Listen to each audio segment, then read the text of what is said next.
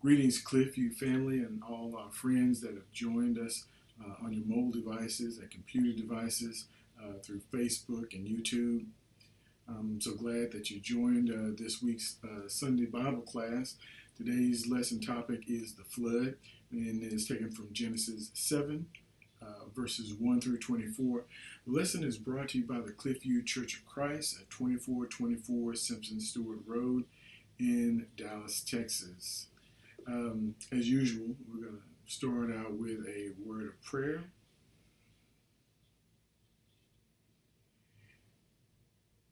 Dear Father, you have blessed us to be able to breathe and live again one more day. Even now, you provide us with the time, and the wisdom, and the sound mind to desire to listen and to take in your holy and life-giving word. Bless each person that is trying to tune in to your message. Empower those who reach for you and cry out for your help. Bless and keep us all. All right. Thank you for joining me in prayer. So our lesson today is from Genesis, the 7th chapter, verses 1 through 24. And I'm going to read it from the New King James Version. And let's go ahead and get started reading it. It's from verses 1 through 24. And so there's a lot of verse, but the lesson will be fairly short once we get past the verses, because the lesson here is fairly simple. Okay? So in Genesis 7, 1 through 24, the Bible reads, Then the Lord said to Noah, Come into the ark, you and all your household, because I have seen that you are righteous before me in this generation.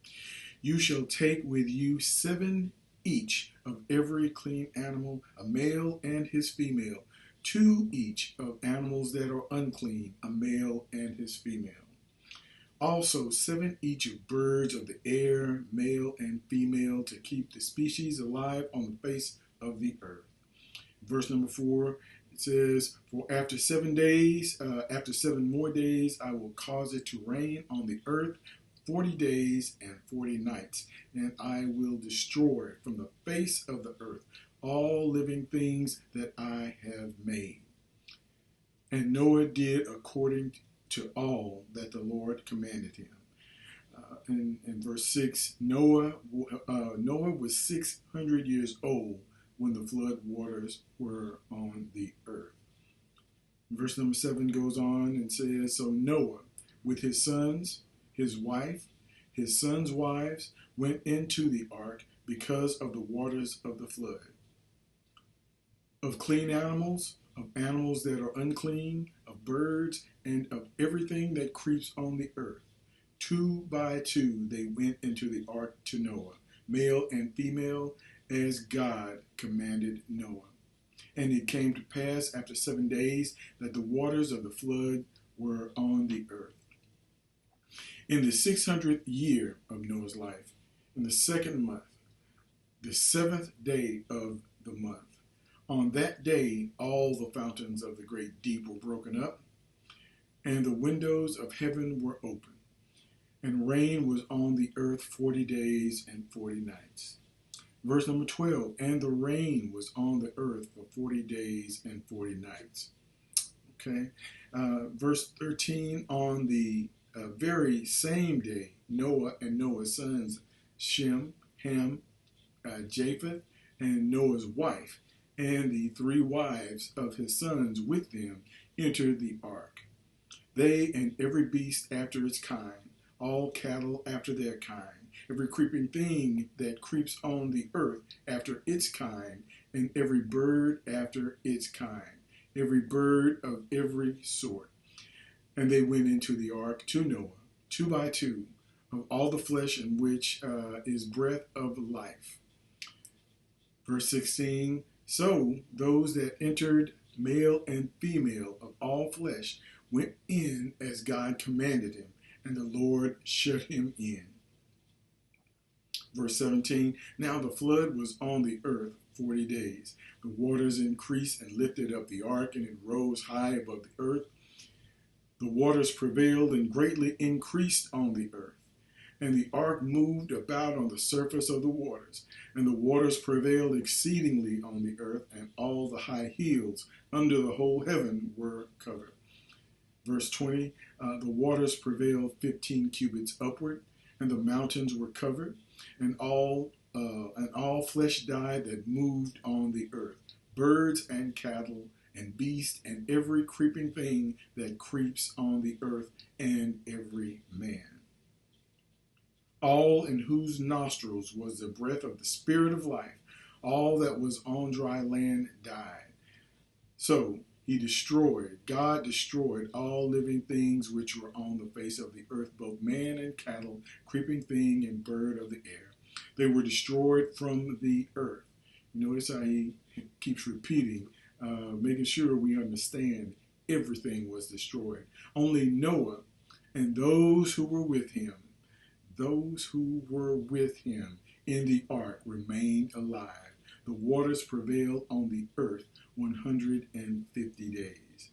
That's a powerful lesson, and it gives us some just a few extremely good pieces of information on how we can be saved in a time where none will be saved. This lesson is about how precious a life lived for God really is. In verse number 6, in chapter number 6 and in verse number 7, it talks about how Noah was a person who followed after God, who was obedient to God. And that's what God noticed about Noah. That is the thing that saved Noah. And when we notice that Noah's family, his obedience, his life also brought salvation to his family. And you notice when it talks about the family, it says, all of his family, his sons, his wife, they were with him. And that is the condition that saved them. And so that's an important thing to know and learn from this lesson, is how precious a life lived for God really is. It'll save you, and it can save your family as well. When we first consider Noah in verse 6 and in this chapter, we see that God sees those that live for him as worthy of salvation.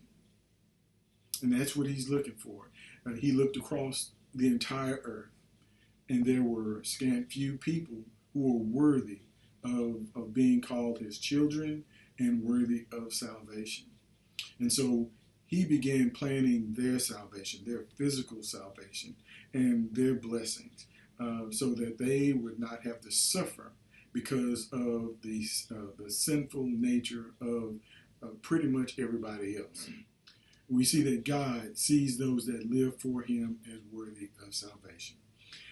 Also, notice that Noah and his family are living in a time and place that is very much like now.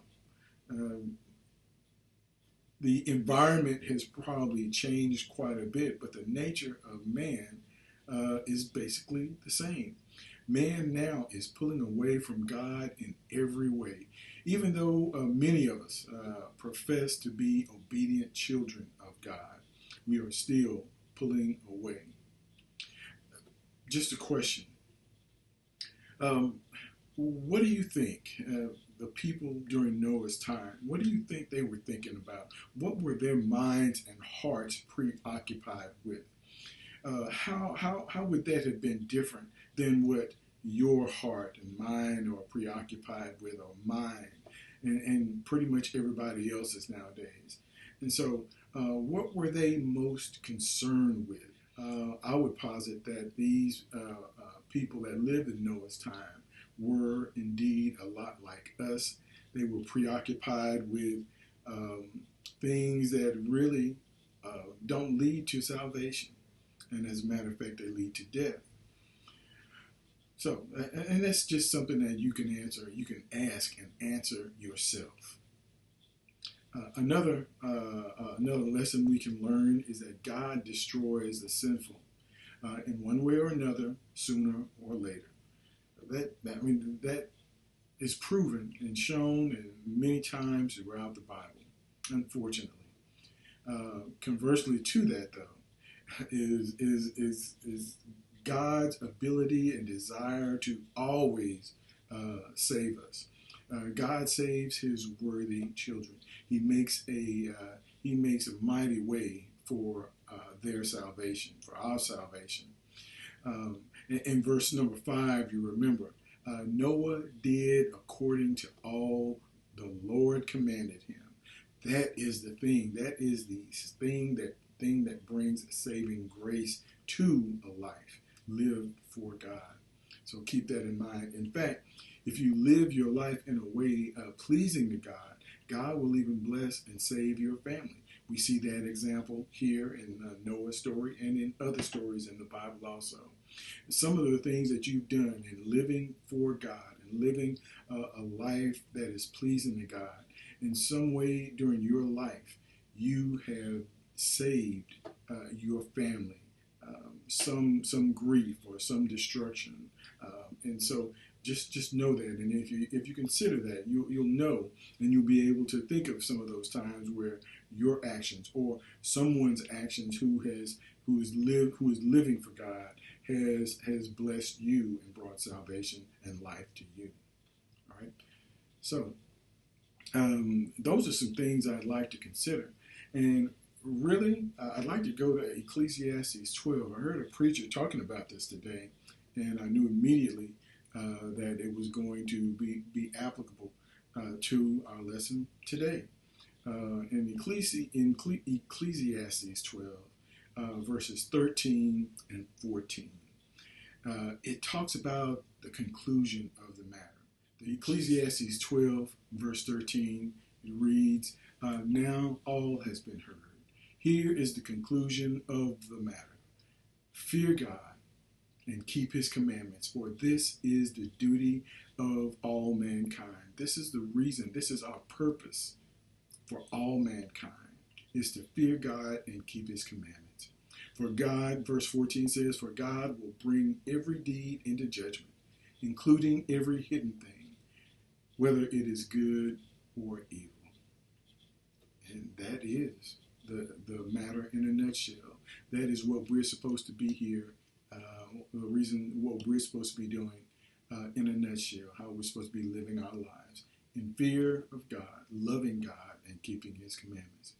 So with that said, with that conclusory word, I say thank you, and I'm certainly praying for you that you will be blessed and walk in God, that you will walk in God. Thank you.